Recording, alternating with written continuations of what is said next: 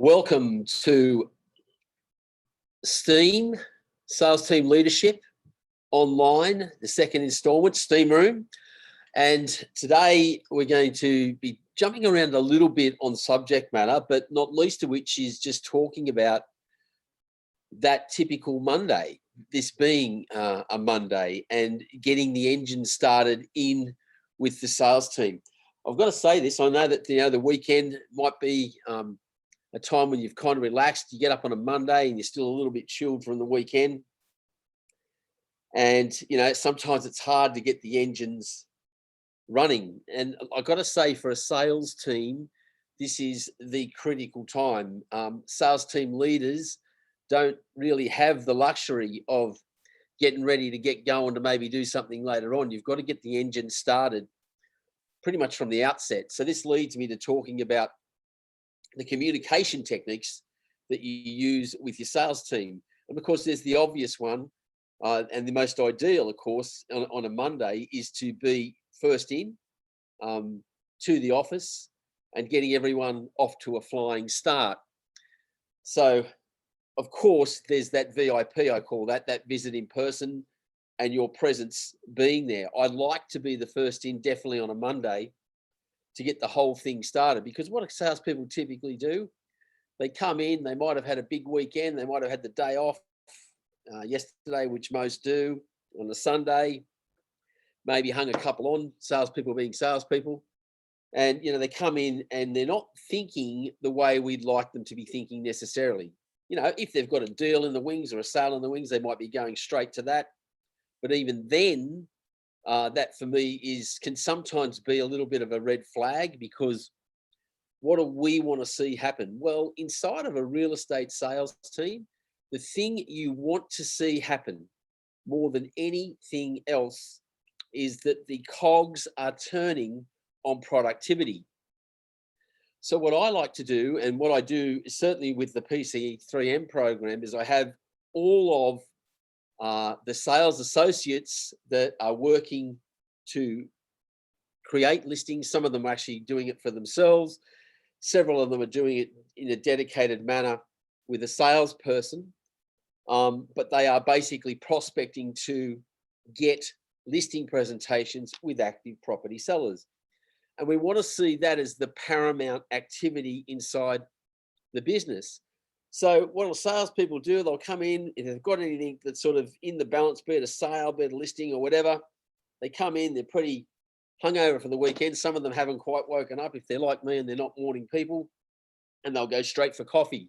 One of the things I always like to teach is that coffee is the reward. If you go into Sales Trainer Live, which is the List and Sell tour, even if you sit inside of Property Careers with Sales Associates, we talk about the fact that you come in and what you've got to do is get the day in play. Make sure that you know that everything's ready to go, and that the day ahead, and indeed, especially in terms of prospecting, the week ahead is in play. So it is that I like to be there. As they come in, I like to jump and greet them with that high upbeat attitude. Hi, how are you going, mate? What's going on? And then there's questions I ask. The most important, of course, if it's a sales associate, I'll talk to them about what have they done about prepping and where are they prospecting today? What are they starting with? What stuff are they going to get onto almost immediately? And this is done inside of PC3M. This is the Property Careers Monitor, Manage and Mentor. Basically, each Monday, they set up all of the prospecting protocols they might have for the week. So if they're doing for sale cards, they would actually have them at the ready, and they would pretty much first thing in the morning be straight out into the field. Again, with prospecting, save the idea of following up on open for inspections and stuff like that from the weekend. They can pretty much do most of the letterbox style stuff. If any salespeople have got stuff that they've got around sales, they can jump straight on the phones, that's fine. But in terms of prospecting, I like to see the delivery occurring in the earlier part of the day, because if they go back to the phones in the latter part of the day, they are more likely to be heard, or typically in and around lunchtime for some calls, because people are on a lunch break in their place of work, and they will answer those calls accordingly. So I greet them wholeheartedly.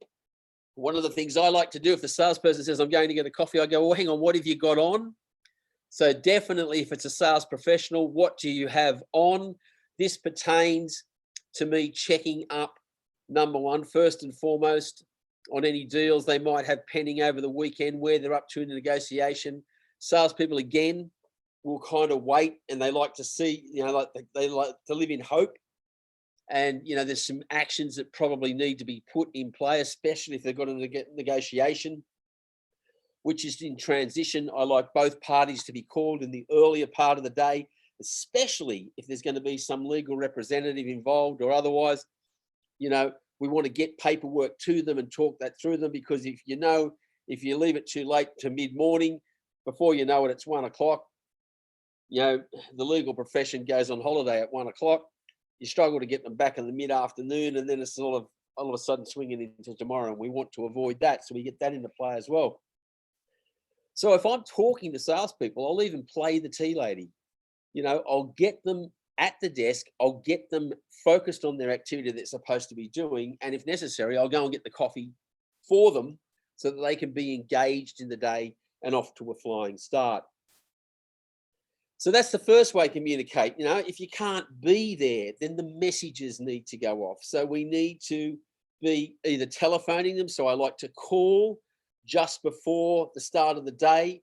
How you going? Again, that same question. If it's a salesperson, what do you have on today? If I'm talking to a sales associate, what prospecting? All of the same questions, but they know that I'm there. I've got them going.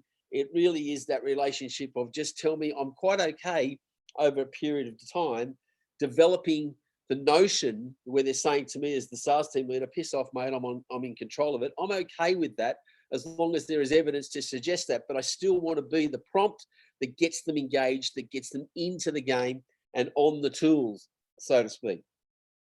If that fails and then there's an SMS, there's been many, many times, especially in times of crisis when the numbers start to dwindle somewhat, I'll have an insistence that everybody texts to me what result they're chasing for the day. And here comes the almighty point that I'm trying to make.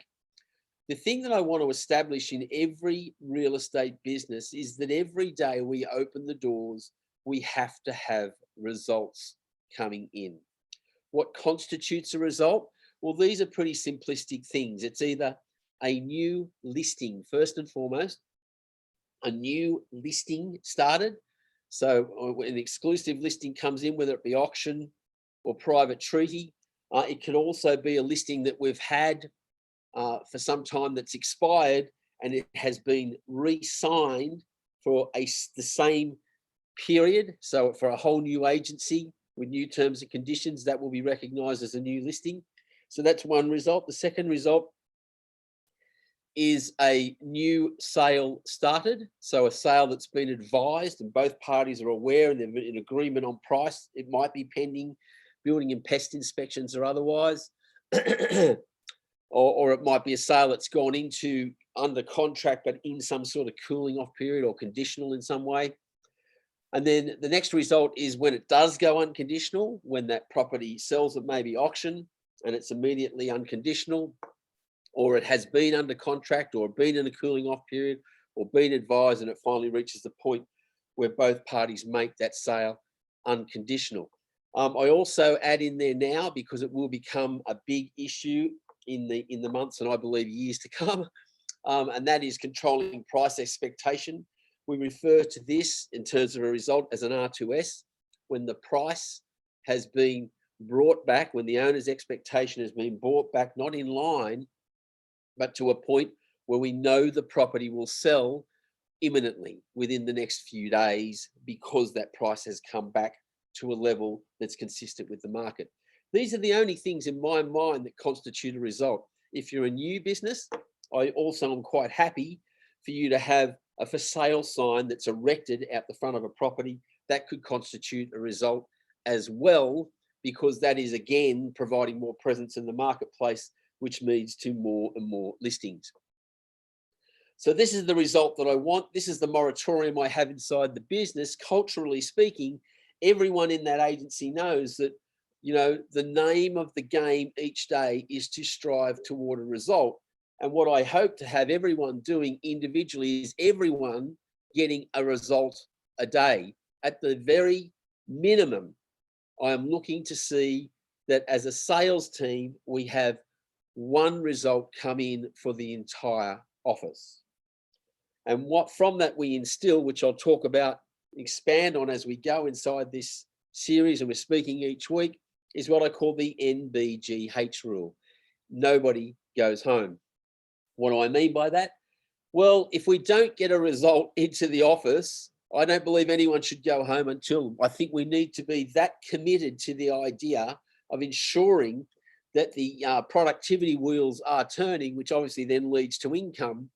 But there's no point in opening a real estate office, especially if you've got multiple people in there, and closing the doors without achieving one of those results to which I just indicated, because you're really kind of wasting your time and headed for disaster. So you have to be committed, which then draws it to the focus. And this is the most important thing that I can share with you as a leader, and something that I've always understood. Whatever you focus on grows. If you focus on getting the team focused on results, those results will grow. If you focus on getting the team, conscious of the hours they're putting in, well, that might grow, but that may not necessarily lead toward results. So the cultural activity, I've never been a clock watcher. What we're talking about here is not about clock watching. So for example, if it's Monday morning and you know it's generally accepted that your start time is 9 o'clock and you turn up just prior to 9 and you're always there, then that will actually set the standard and people will soon realize that. But of course, if somebody turns up at 9:30, 9:45, I don't start to get the axe to grind around the fact that they've turned up late. I prefer instead to look at them almost expectant when they come in with my hands out. And I look at them and say, where is it? What do you mean? You must be dragging meat. You must have listed or sold a property last night because you're kind of late. Yeah. And I'm happy for that attitude to be adopted, because I've never been a clock watcher. I'm results oriented as a leader. If the results meter is ticking over, what everyone wants to do with their free time, whether or not people want to turn up late, is entirely up to themselves. So anyway, so what I'm trying to get at is, come 9 a.m. Monday morning, it's game on. And I want everyone to know that it's game on. It doesn't necessarily mean people have to be grinding. It doesn't necessarily mean people have to be in the saddle. It does mean that they have to be consciously switched on to getting results, and the accountability around delivering on those results is actually tantamount to the whole thing going forward. So in terms of prospecting, what am I looking at? Well, almost straight away, I'm looking at the welcome homes, the open for inspections on the weekend, the numbers that we've had through. I am hawk-like monitoring, and I'm just doing the numbers almost straight away. So any listing that's in its first month on the number of open for inspections, I'm estimating at around 7 to 1, that's the number of sellers that are in there. So if we've had an open for inspection that's had 20 odd people, couples, I should say, or groups through that open for inspection, I'm thinking to myself, if it's in its first month, there's got to be potentially 3 sellers in there. And I'll be looking for those numbers on result. If I'm not getting that sort of thing, I will intervene. I will get involved. I will ask questions. I will sit with whomever is following up those inquiries and just quickly role play with them to see what they're doing and saying around identifying the active property sellers that sit inside that open for inspection. That's in the first instance. Secondly, I'm looking at the sales inquiry log. So I'm looking sort of about 4 to 6 weeks back, and I'm looking for the numbers that I've got in there, what the integrity of that data is. If you don't have a sales inquiry log, if you are not recording in a separate instance, and especially if you're a smaller business, I would probably do this even if I was a large scale business, I just can't help myself. Get yourself a paper-based inquiry log if need be. train the receptionist or someone in admin to get all that detail down there so that you can see it, or at least if it's put into a CRM, that when it is popped back out, that it has this type of information in front of you so that you can see it. You want to know what property was inquired upon. You want to know where that inquiry was sourced from. You want to be absolutely certain that the name of the person the inquiry has been captured, their mobile telephone number, and most certainly their email address. Now, I've had lots of people looking at me saying, oh, but what about we get some inquiries off the internet and people only leave an email address without a phone number? Well, then you need to move in and install something we've got, which is called hanging on the telephone, which is a auto response that you can send back, which then solicits that particular inquirer's mobile telephone number. Why? Because what do we know? In the majority of instances, people that are inquiring off the internet, leaving a return email address but no phone number, are generally active property sellers researching the market ahead of selling. So that falls to you. And as a sales team leader, you need to be watching this. I'm going to talk about this in great detail as we go through the series. The number one function that you want to adopt here around prospecting, and you'll see that we're really pushing this through all 4 facets of all of the training that we offer here at Sales Trainer and Corporate Manager. So at the sales associate level through property careers, our whole aim is to teach all of the protocols associated with foothold, and that is breaking into a market or rejuvenating a market.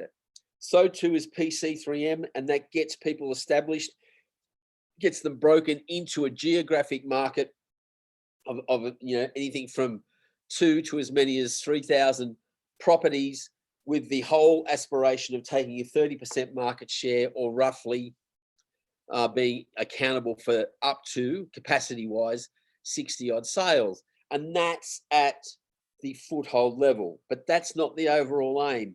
On the second level, we move them into as a sales professional, whether they're aspiring from graduating from becoming a sales associate, or they've been a salesperson and they've just rejuvenated a market. Now they want to improve their capacity at listing presentations and their conversion ratios. So the whole focus, once you've got those seed listings and you've got a foothold, is traction. That's turning 1 listing into 2, 2 into 4, and building market share. It's all about leverage. It's all about the listing presentation. So this is actually the product wise, this is what's achieved through Sales Trainer and the List and Sell Tour. And we focus there on all of the traction protocols, especially those contained in Property Marketer, that leverage them up. And our whole aim is to create traction and build market share. Build market share to become a player. The third link, and that's through List and Sell and Sales Trainer Monitor, Sales Trainer Mentor program.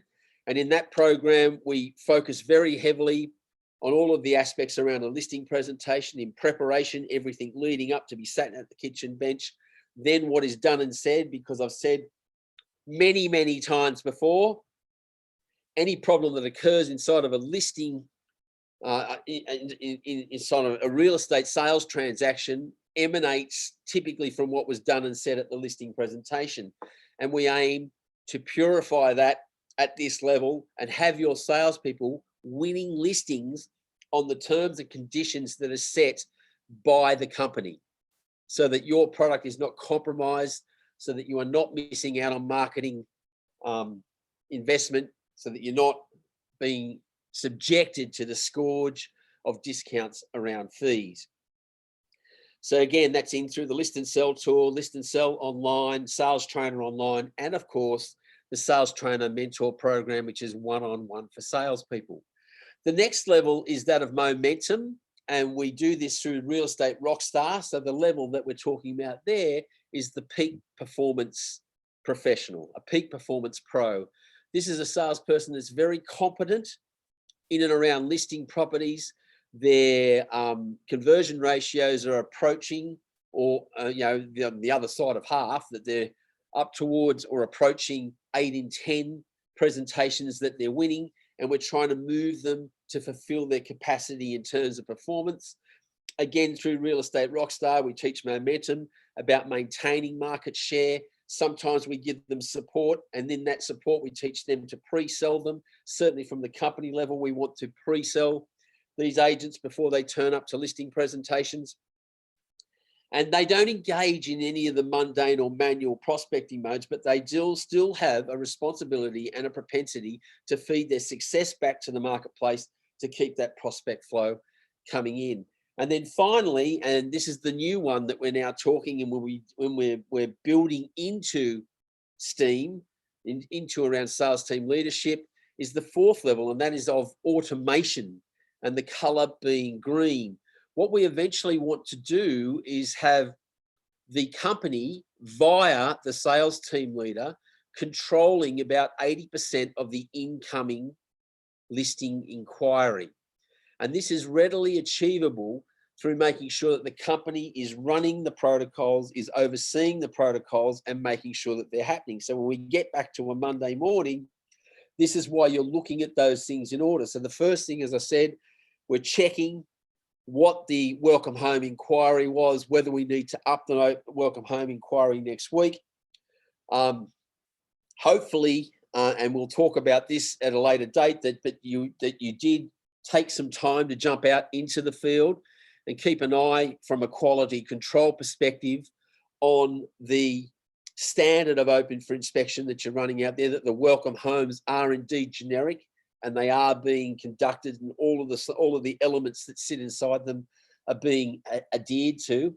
Then you're just keeping an eye, because I can't stress to you enough how important at the beginning of this series I did say that, you know, if you can control the big three prospect generators, the first being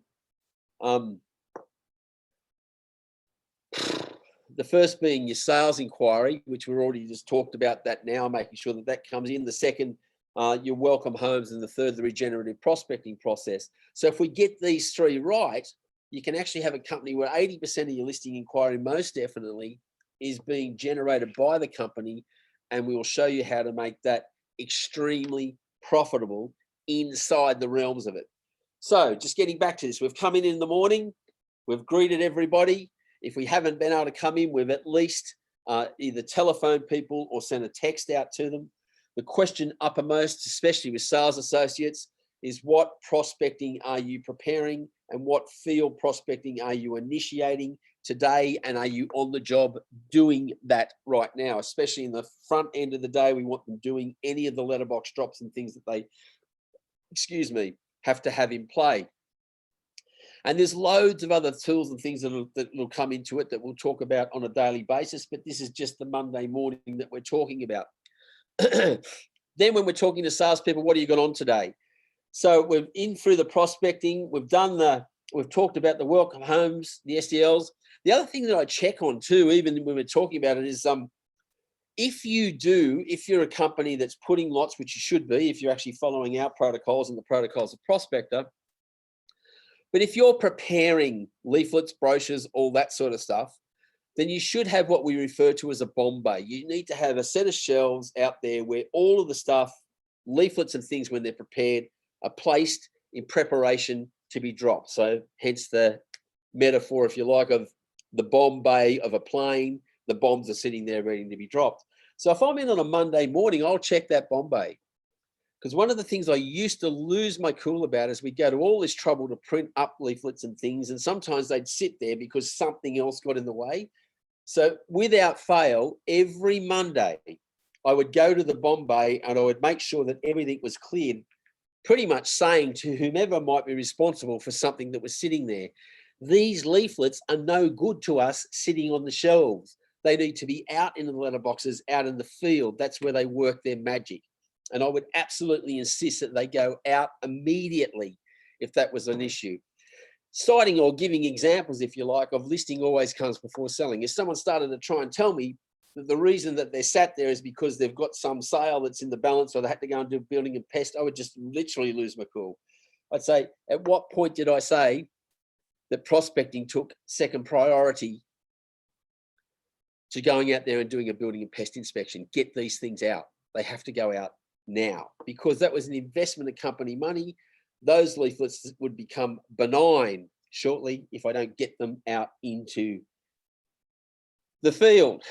So get yourself a Bombay, make everyone understand how that Bombay works, that the bombs have to be dropped. Once they're loaded, we run the mission, we drop the bombs. If they're sat in there and they're not dropped, then we're not going to get the fodder that we need to get. We're not going to have incoming listing inquiry. Then from a listings perspective, as I said to you, I'd be just saying to the salesperson what listing you got on today. When they tell me, and I just watch their face to see how confident they are about that presentation that they're going out to. If I sense for a second there's something wrong, I start to ask them what they're dubious about. I'll even go through the questions, role playing a couple of things if I think that is necessary to talk about. And sometimes in my own mind, I'm thinking to myself, do I need to ride shotgun on this one? Do I need to go with them? And sometimes I'll tell them that I'm going to come out with them, and other times I won't. I'll just schedule it for that time. When I see them getting ready to go, I'll just go with them. They'll say, where are you going? So I'm going with you. What for? That's okay. I'm just going to ride shotgun in case you need me. You hold them, I'll hit them. Or I'll hold them, you hit them. Whatever. And I would also be making notes. I'll talk to you again about a control diary. If you don't have one, please get a day to a page desk diary. I'm more than happy to show you how this works. But with my desk diary, that which usually run for 18 months, I would have it set up. And if a salesperson said to me they're listing a property on a certain day, I might make a note into the computer. I might make a note on the listing, but nothing is more powerful than just reaching forward on my desk and just putting a notation in there. Because also in that diary, I would have ruled up today's results. And see, not only is it a cultural understanding that the doors don't close till we get a result each day, we also have this as a feature on a whiteboard, on a control board with today's results. And until something's written up there, everyone in the company knows that my mood's not going to get too upbeat until there's at least one result posted up there. So we always had this attitude of a day moving forward. So then I'm checking for those listings. I'm having a look for anything that was promised, following up with the salespeople, getting a forecast from them. So also we had today's results on the board. We also had another section, which was today's forecast, where we pre-wrote the results we're expecting to get up at the beginning of the day and then compare them at the end of the day. And then last but not least, sales cooking. So from obviously this being the weekend, I would check on the open for inspections, any buyers, any offers. I would have that written into a board. We will cover this in more detail as we go, but typically up on there, I would have the address of the property, what the offer is or the offer we're anticipating, what the expectation is from the owner, who the listing salesperson is, who the selling salesperson might be. I know that typically these days it is the lister. And then I would ask questions. Now, can't really cover this in today's session, but I would also typically have a notation of what stage we're up to, because we will be teaching you how to synchronize negotiations, not least of which is the number one and probably the most significant ingredient insofar as the owner is concerned, and that is whether a seed has been sown. So if a buyer has shown interest in a property, we almost immediately want a telephone call to have taken place to the owner that goes something like this. Hello, John, it's me. They say, who's me? There's your first problem. Look, sorry to bother you, won't take too much of your time. I don't want to get your hopes up yet, but I think we may have found you a buyer. Say that slowly. Don't want to get your hopes up yet, but I think we may have found you a buyer. Hope, think, may. Of course, the seller automatically gets their hopes up thinking you've got it sold. You then go ahead and say, well, look, I'm going to bring them back. They're coming through on Wednesday of this week at about 2 p.m. As I said, on the second inspection, I prefer you to not be there. Everything looks okay and in order in their finance, but at this stage, I think they're going to come in at, and the number that I would say would be significantly lower than what their expectation is, unless, of course, I have a genuine offer. This allows the owner to react. So sometimes they go off their brain, sometimes they don't. But in any event, they've now got some time to stare at the ceiling in conversation and consider our contingent position. So all of these things, if you have this happening, and I like to see that this has occurred by about 9:30, I've got people dialing out on the phones. I've got sales associates out in the field delivering leaflets. I've got calls being made to any solicitors or legal parties and their involvement. I've got the admin team in there ready to support people around marketing and stuff. And the salespeople are pretty much set up by, as we get between, say, 1:45 and 10 o'clock, if people are stopping to have coffee and I know that their day's in play, I'm okay with that because we're well and truly on the way. This is Sales Team Leadership. My name's Mark Dwyer. You can reach me at mark@corporatemanager.com.au, or my phone number is +61 410 592 165. Thanks for joining us, and I look forward to the next session of STEAMroom.